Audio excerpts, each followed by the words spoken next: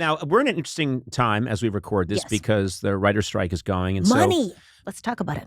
Well, wow, you really lit up. Right? Oh, my God. Yeah. Oh, people are fighting over money and all kinds of stuff. And so, but one of the things about the writer's strike is that there's this rule that, and we all want to do the right thing, that podcasts, can't promote certain projects, but I am allowed to talk about books that I love that people have written. And that's why I wanted to talk to you, because you've written a book, Sure, I'll Join Your Cult, and which is a fantastic title, Sure, I'll Join Your Cult by Maria Bamford.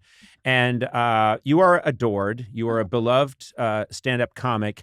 And you wrote a fantastic book. And I just wanted to start off by saying congratulations. And to everyone listening right now, go get this book. It's fantastic. And there's so much to talk about here because your whole career has been, you are so open about what you've been through. And man, you've been through a lot. Listen, I like to, monetize I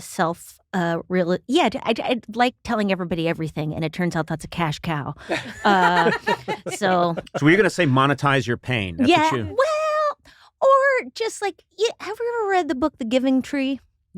Yeah. Where, which I'm trying to rewrite it as The Giving Condo. But all there was the shade of the condo. And you can lay in the shade. You can't come in because you sold it to Russia. But The Giving Tree, the premise is the tree gives everything until finally all there is a stump for the little boy to sit on, who is now an old man. Mm-hmm. And I have nothing left to give except, stories. I like open book accounting. That's one of my last things I have to give. I'm a multi-millionaire. I am worth $3.5 million in assets. So that's multi. And, so I feel like, and my dad passed away, which means he was a physician. I am white. It was generational wealth. So I'm doing okay over here. And I think the one thing I have to give is full open book accounting. Yeah. Full disclosure. Yeah, because I love companies that do that. Chobani Yogurt, where they taught everybody in the company, got to take accounting classes, and then find out what everything in the yearly report means. So there's actually some way you can argue for a raise, or to go, oh, that's why I'm paid that amount. I'm listening. Yeah. Listen, I go a different route than Chobani. See, I go more of a, I don't know, let's say Vladimir Putin route. Yeah. It's no one's business how much wealth there is in the walls of the Kremlin. No mysteries. If people ask any questions, they just go away. Yes, there's a lot of poison in the muffins. Yeah. Oh, by the way, Gourley, have a muffin. Wipe my doorknobs before I use them.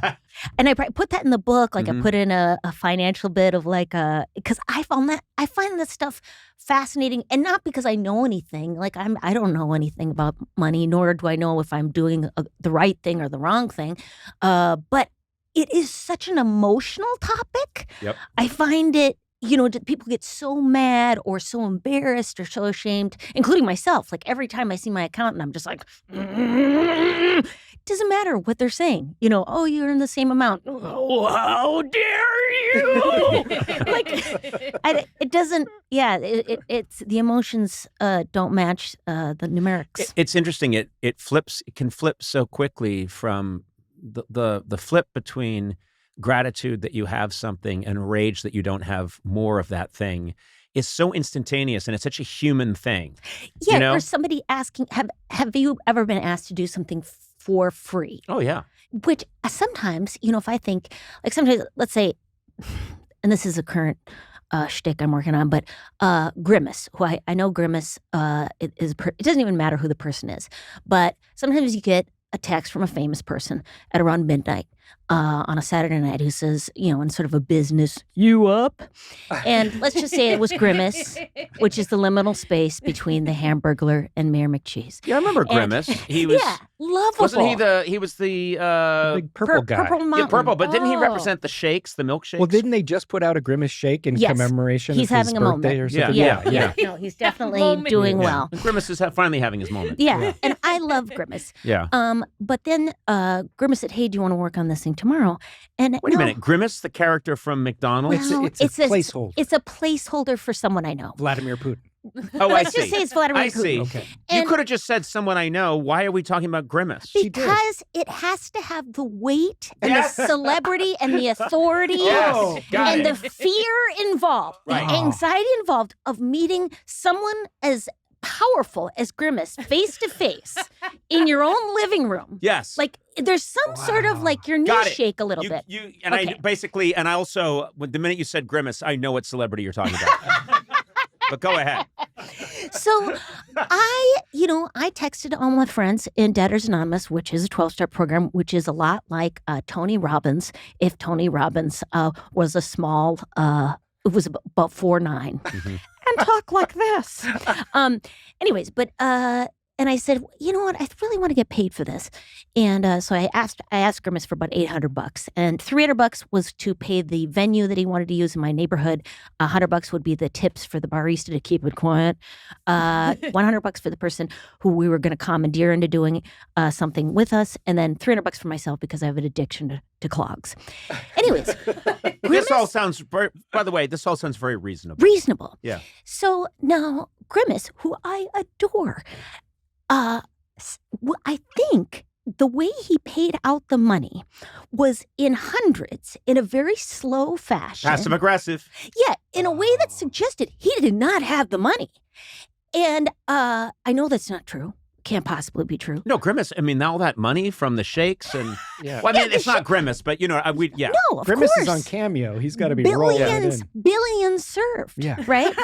So it's that kind of thing where I think I need to have empathy for Grimace because obviously they're hurt. Like they're hurt by me asking for money. Like there's something offensive in me asking for money.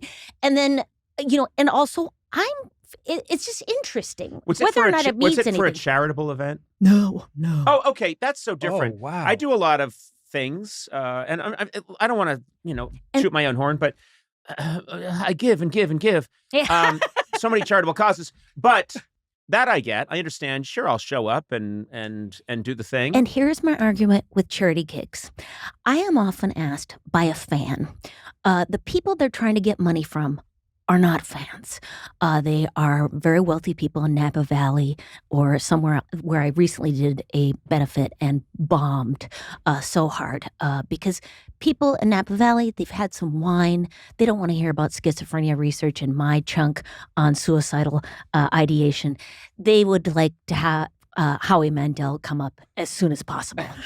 And that's why I refuse to do benefits because I just think I'm hurting people. I got to a point, and there's no way around it. But tell me if you agree.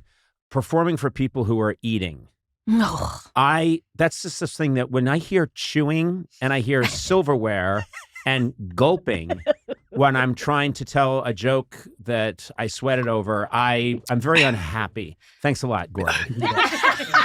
Gourley's also eating a massive cobbler right now with a big wooden spoon. Yeah, it feels sad. And if there's, I don't know, if some people are enjoying themselves, for me, I feel like it's like a gig where it's like combat duty where I'm like taking a bullet you are. for somebody. And so it's like, it's unnecessary and everybody's suffering.